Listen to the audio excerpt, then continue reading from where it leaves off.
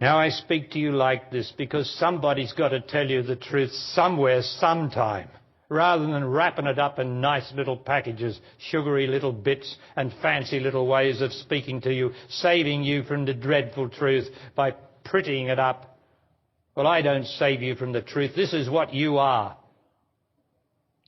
And you've got to see yourself, and you've got to see your reality. Your reality is not complaining or blaming or accusing. That's your reality, but you can't stop doing it until you start to find something real in you. So what are we going to do with our partner, which is the best place of all to practice it, is it not? There's the place, but we forget about that. Oh, I don't blame or complain out here, but what about your partner? Are you still arguing? The two of you, are you still arguing? Eh? If I asked every one of you, one after the other, the couples, are you still have an argument? Well, then if you still have an argument, then you're complaining, aren't you? You're accusing and you're blaming. Well, how dare you have an argument, the two of you who say you love one another? How dare you? What sort of people are you who say you love each other and then argue? It's only your ignorance. Because when you argue, one of you takes a position. And in truth, there are no positions. You can't have a position and be innocent or pure of heart. You have to be absent. And so whenever two people argue, one takes a position, and it won't be long before the other one takes a position, because you set up a polarity, which is the human brain.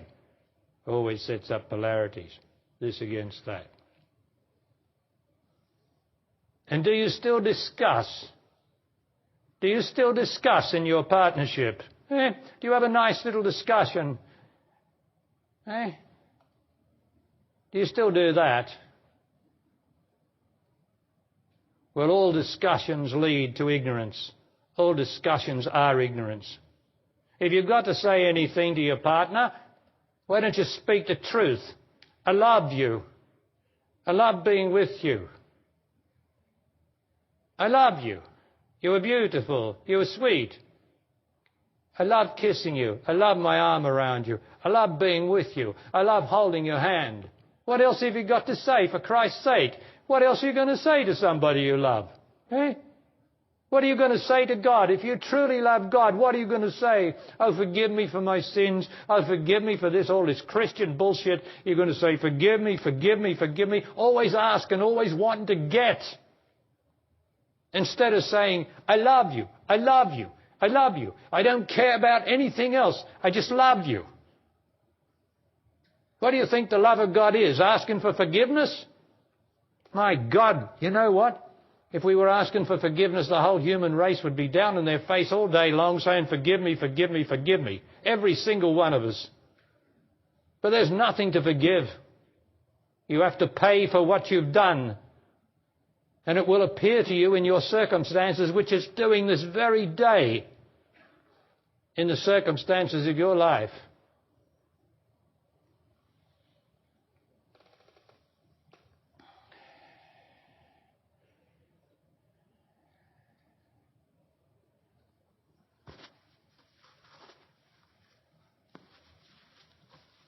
So now let's get back to the two realities in your life in which nothing else is real.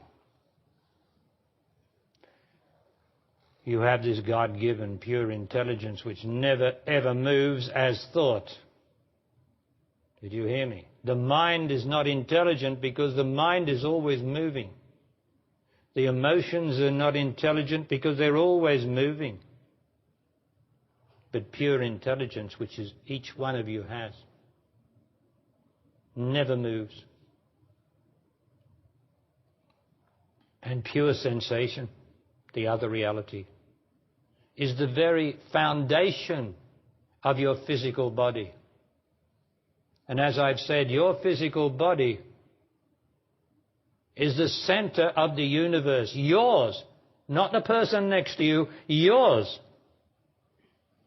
You are the center of the universe. And just inside your body is the source of your body, the actual source of it, which is pure sensation. For your body is not a body at all. You can lose your body, but you cannot lose your pure sensation, out of which the body springs. It's like the plant springs out of a seed. Only the seed in you is always pure sensation. Your body comes out of that. And that's always there. So now let's have a look at it. Keep your eyes open, please, and I want you to do this exercise while your eyes are open. You can feel the pure sensation in your hands.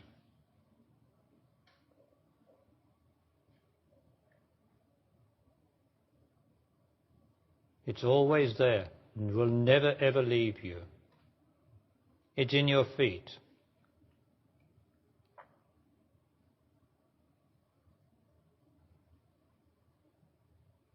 In your chest. In your arms. The whole body within is pure sensation.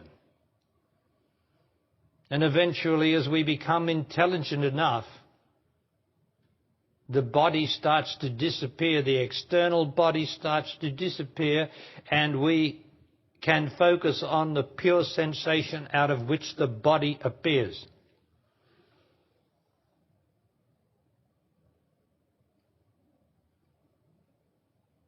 But it requires, you must have pure intelligence on it, or you won't be able to do it.